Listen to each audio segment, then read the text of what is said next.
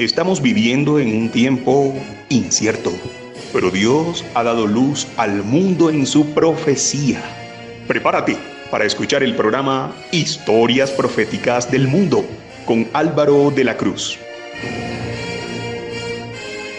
Saludos. El calendario, ¿qué origen tiene? Se sabe que desde los albores de la humanidad el ser humano cuenta el tiempo para ubicarse en su espacio. ¿Cuál es el inicio de esa sabia y necesaria costumbre? La mayoría de los países y culturas en el mundo han adoptado el famoso y popular calendario gregoriano. ¿Estamos nosotros en lo correcto en seguir el conteo del tiempo por medio de este calendario?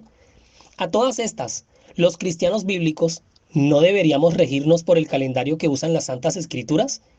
¿No están las profecías enmarcadas en el calendario bíblico? En torno al santuario del Antiguo Testamento se celebraba una gran cantidad de ritos y ceremonias, fiestas y convocaciones, las cuales debían conmemorarse en sus tiempos. ¿Qué tan perpetuos son esos estatutos?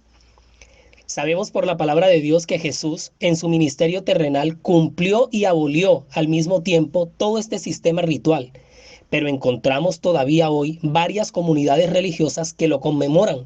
Sigue vigente para ellos. ¿Cuál es el lado certero? La historia profética del mundo se complace en presentar esta nueva serie que hemos preparado con todos los hierros para toda nuestra audiencia. Una serie con un contenido muy pero muy interesante, de tiempos antiguos llenos de normatividad, formas, orden, devoción y todo un mundo construido a base de ritos, ceremonias, fechas, estaciones como la primavera y el otoño, cosechas, trompetas, corderos, panes, sacerdocio, velos, comidas, ofrendas, en fin. Este tema, el cual todos debemos manejar, nos va a llevar a una época épica, a la gran epopeya del éxodo por el desierto, alrededor del santuario hebreo, su calendario y su conjunto de festividades. A sus puestos todo el mundo, cada quien con su shofar en la mano, porque empezamos la serie de las fiestas de Israel, episodio 1.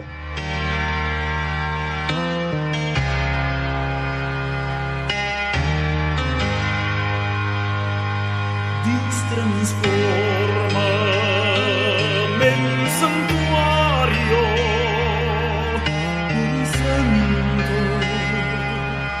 para ti,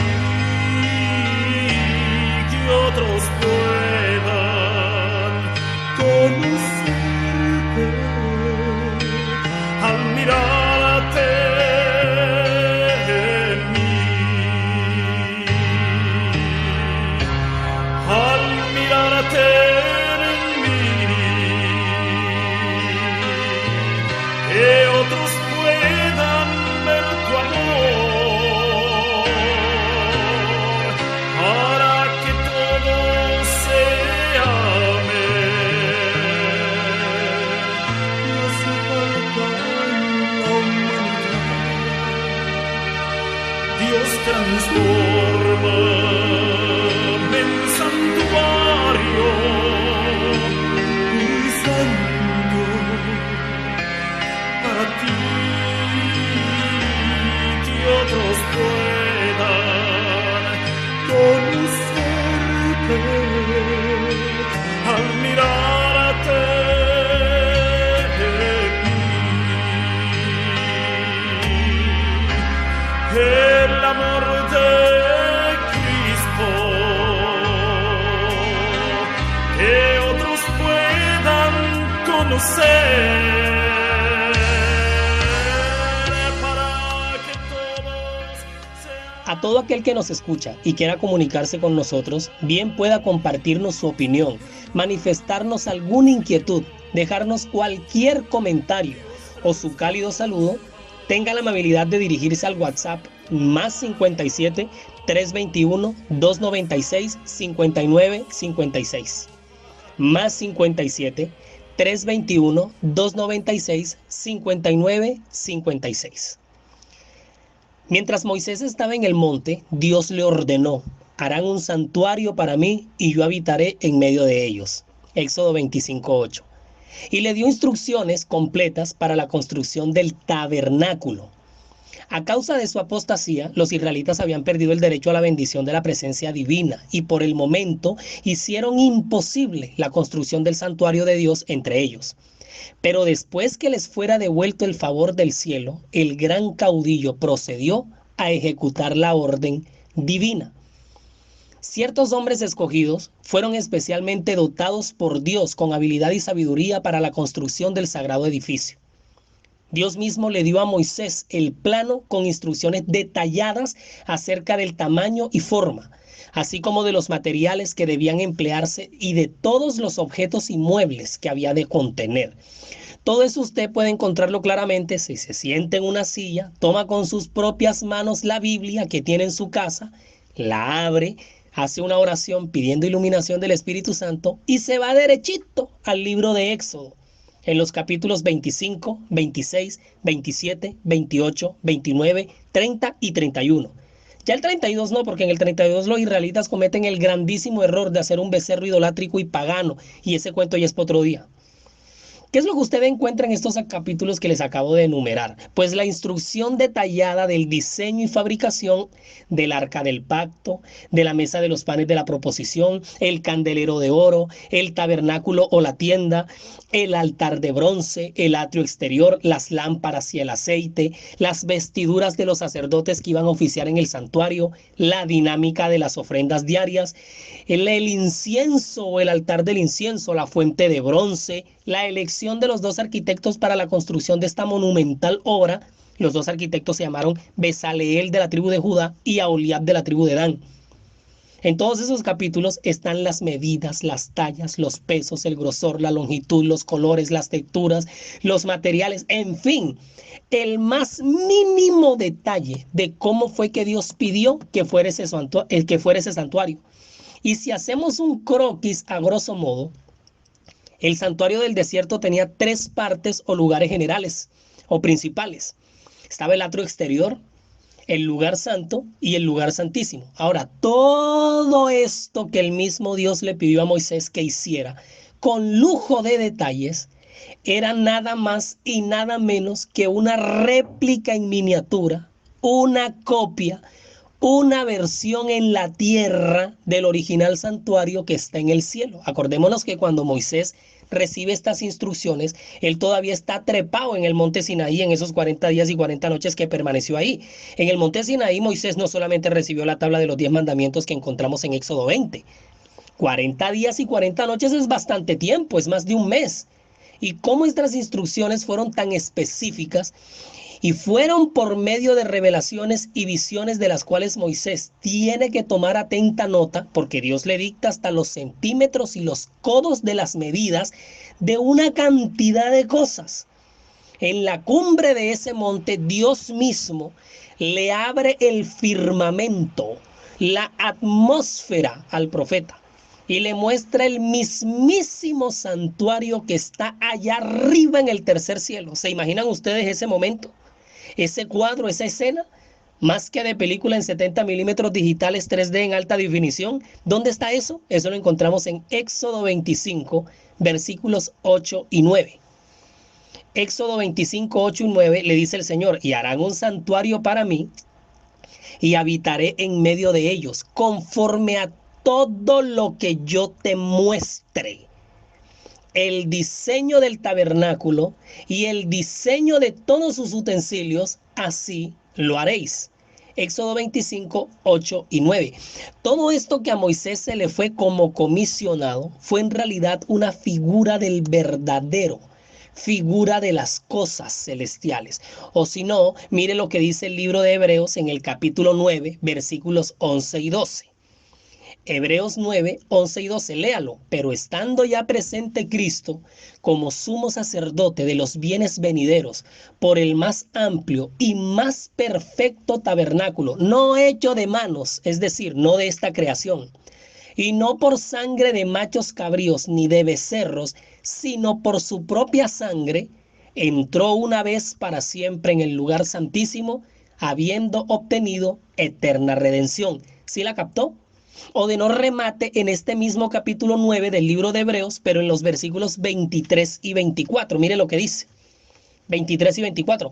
Fue pues necesario que las figuras de las cosas celestiales fuesen purificadas así, pero las cosas celestiales mismas con mejores sacrificios que estos, porque no entró Cristo en el santuario hecho de mano, figura del verdadero, sino en el cielo mismo para presentarse ahora por nosotros ante Dios, es decir, una representación en miniatura del templo celestial donde Cristo, nuestro gran sumo sacerdote, después de ofrecer su vida como sacrificio, habría de interceder en favor de los pecadores.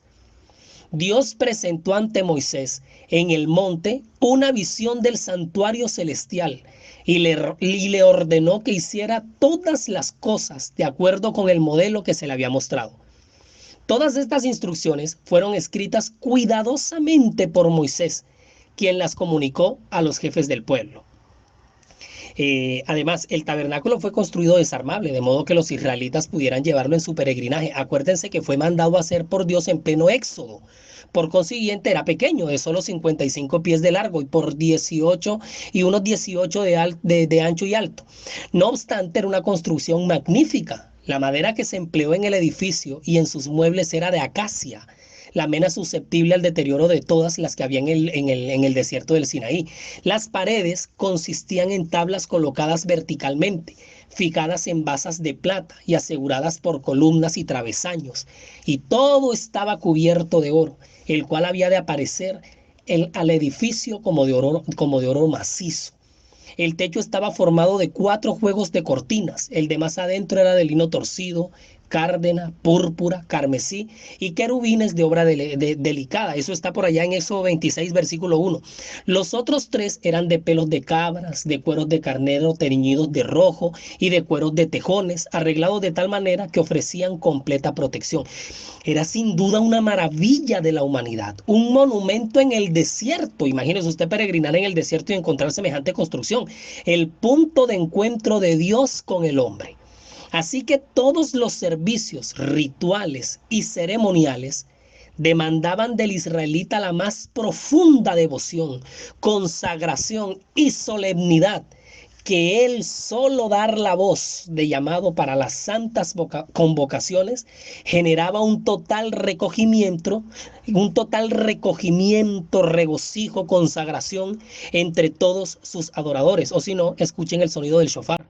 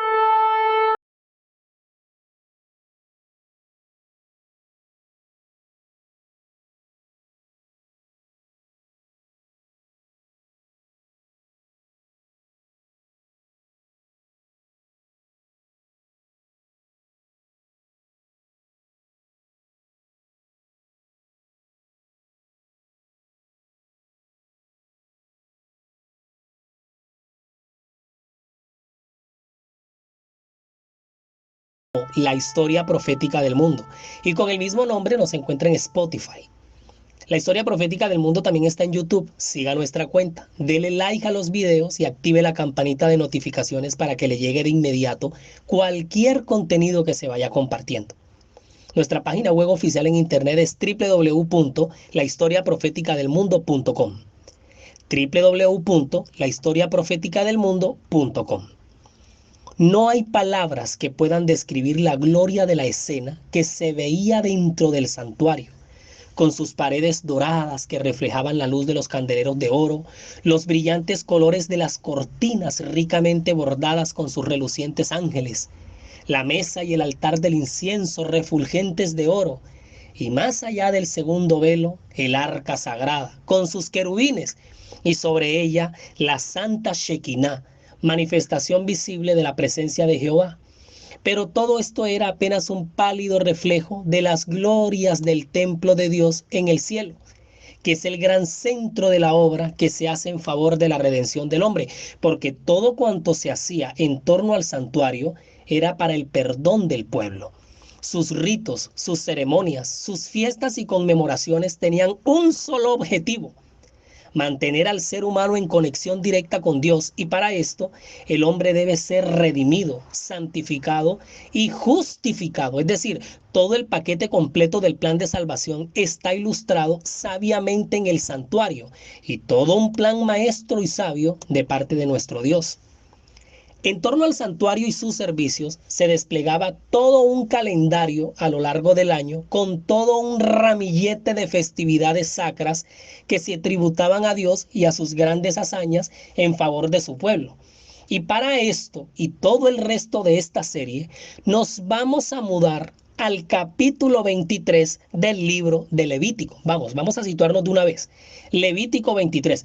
Este capítulo va a ser como una especie de columna vertebral en este estudio de las fiestas solemnes. Y de hecho, el título del capítulo Levítico 23 es ese, las fiestas solemnes. Si leemos muy bien los 3 primeros versículos de Levítico 23, a la letra nos dicen así: habló Jehová a Moisés diciendo, habla a los hijos de Israel y diles, las fiestas solemnes de Jehová, las cuales proclamaréis como santas convocaciones, serán estas: 6 días se trabajará, mas el 7º día será de reposo. Santa convocación, ningún trabajo haréis. Día de reposo es de Jehová en donde quiera que habitéis. Si logramos captar con atención, el capítulo está anunciando la institución de fiestas solemnes que el mismo Dios va a proclamar como santas convocaciones, pero de manera especial.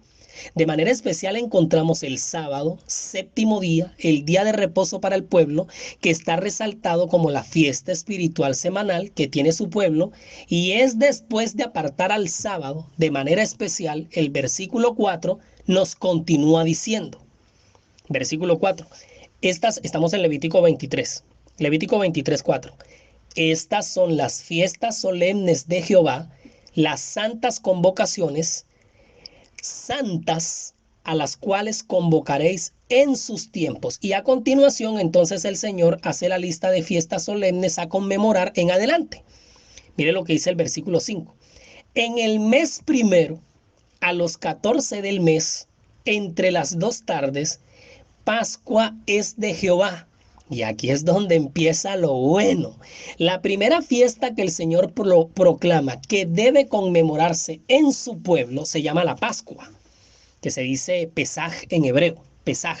Y la Pesaj, la Pascua, está llamada a celebrarse el 14 del primer mes entre las 2 tardes. Atención, atención. Cuando la Biblia está diciendo aquí primer mes, no se crea ninguno de ustedes que están hablando de nuestro mes de enero, que es el primer mes del año para nosotros. Eso jamás. Mucho cuidado y mucha atención es lo que debemos tener en esta explicación que se va a dar a continuación, para que nos metamos de cabeza, con pies y manos, en el calendario en el que se movió la Biblia y sus revelaciones, porque es sumergidos en este calendario en el que debemos movernos para entender de manera eficaz y certera el cumplimiento de las profecías. El calendario que maneja la Biblia aquí, que es el calendario hebreo o judío o semita, porque viene de Sem, que es descendiente de Noé, quienes fueron los primeros en la historia de la humanidad después del diluvio a empezar a contar el tiempo. Este calendario semita, que es lunar, puesto que lo determina el comportamiento de la luna, va a llamar al primer mes del año hebreo al mes de Nisan o Abib. Nisan o Abib, y que en equivalencia a nuestro calendario gregoriano, que es el que utiliza la mayoría de los países del orbe terrestre, es el mes de abril. Y eso, finales de marzo e inicios de abril. Y en muchas ocasiones se corre unos días y en otros se adelanta. Ese fenómeno en su momento lo vamos a ver, pero como para medio entenderlo hasta este punto, digamos que nuestro mes de abril, digamos que el mes de Nisan o Aviv es nuestro mes de abril y continúa la lista de meses así, por ejemplo, Nisan Aviv es el mes de abril. El segundo mes del año hebreo es Sif, que es nuestro mes de mayo. Luego viene Sivan, que es nuestro mes de junio. Luego viene Tamuz, que es nuestro mes de julio. El mes de Ab, que es nuestro mes de agosto. El mes de Elul, que es nuestro mes de septiembre. Luego viene el mes de Tishri, que es nuestro mes de octubre. Después viene el mes de Bul, que es nuestro mes de noviembre. Luego viene Kisleu, que es nuestro mes de diciembre. Luego viene el mes de Tebet, que es nuestro mes de enero. Luego viene Sebat, que es febrero. Y finalmente Adar, que es marzo. Esa lista de los nombres de los meses del calendario hebreo y su equivalencia a nuestro calendario gregoriano es la que acabamos de dar. Pero mira, hay otro detalle importantísimo y es que en el calendario hebreo hay 2 años en uno. Es como una especie de subdivisión o una suborganización interna. Está el año religioso y el año civil. El año religioso empieza en Nisan, que es el mes de abril, y termina en Elul, que es nuestro mes de septiembre. Los que tienen vecinos judíos saben que estos festejan el día del año nuevo, al que llaman Rosh Hashanah, entre septiembre y octubre. Así se llama el mes de año nuevo para los judíos, Rosh Hashanah. Si se le pregunta a un rabino, que es un maestro judío, la fecha del Rosh Hashanah, año nuevo, explicará que es el primer día del mes judío de Tishri, es decir, nuestro 1 de octubre, pero que cae en diferentes fechas durante los meses de septiembre u octubre, ya que debe coincidir aproximadamente con la luna nueva. Esto ocurre precisamente con lo que les mencioné, que el calendario semita está regulado por la luna, calculado originalmente según los comportamientos de la luna. Ahora, en los tiempos antiguos, la aparición de la luna creciente al ponerse el sol tras varias noches sin luna señalaba el comienzo del primer día de cada nuevo mes. Ahora, ese rabino judío podría también explicarnos que la temporada del Año Nuevo dura hasta después del Yom Kippur, que es el día de expiación, el 10 de Tishri o el 10 de octubre de nosotros, el día más solemne de todo el año hebreo, cuando todos los judíos deben concurrir en la sinagoga. Ahora, el primitivo calendario hebreo, tal como aparece en la Biblia, estaba admirablemente bien adaptado a las necesidades de un pueblo que no tenía relojes, que carecía de calendarios impresos y hasta donde lo sepamos no se guiaba por la astronomía. Se basaba en principios sencillos. Por ejemplo, el comienzo del día era la puesta del sol. Las semanas se contaban en forma continuada con 7 días cada una. El mes comenzaba con la luna nueva y el año era regulado por la cosecha. Por supuesto que tal calendario debía ajustarse para que el año se mantuviese en debida relación con las estaciones, pero lo mismo puede decirse de nuestro calendario solar, usado hoy en la mayor parte del mundo. La diferencia es que nuestro año tiene solo aproximadamente un cuarto de día menos que el verdadero año de las estaciones determinado por el Sol, mientras que el año lunar corriente de 12 meses lunares tiene 10 u 11 días menos que el verdadero año solar. Nosotros ajustamos nuestro calendario solar dejando acumular el error durante 4 años para luego agregar el 29 de febrero en el año bisiesto. En el calendario lunar, ese error de 10 u 11 días sigue hasta acumularse todo un mes, que se corrige agregando un 13º mes, cosa que ocurre cada 2 o 3 años, es decir, 7 veces en 19 años. ¿Claro hasta ahí? Ya toca que devuelvan un poco la reproducción de este archivo, escuchar muy lentamente, pausar y volver a poner para captarla, porque la cosa es algo complicadita a simple vista, pero en realidad es bastante elemental. Los israelitas no poseían el conocimiento astronómico necesario para elaborar un calendario solar como el que hoy usamos, con sus ajustes de año bisiesto. Pero en ocasión del Éxodo, Dios instituyó un método muy sencillo y eficiente para que el año del calendario no estuviera permanente fuera de relación con las estaciones del año natural. יריבון עולם בעלמיה, בעלמיה. אדו מלכה מלך מלכיה, מלך מלכיה. אדו מלכה מלך מלכיה, מלך מלכיה. ובעל גבורתך Maya Shabit Kadamach Le'achavaya Shevachim Shevachim Hasader Tzafra Veramsha Lachela Kadisha Dibra Kol Navsha Idim Kadishim Unei Henasha Ay Keva Saludamos a todas las emisoras que emiten nuestro programa en Estados Unidos, España y Latinoamérica, y a toda nuestra apreciada audiencia, quienes muy amable comparten y difunden este archivo desde sus dispositivos. Los hebreos heredaron los elementos del calendario de sus antepasados semíticos, quienes desde tiempos inmemoriales habían calculado sus meses según la luna.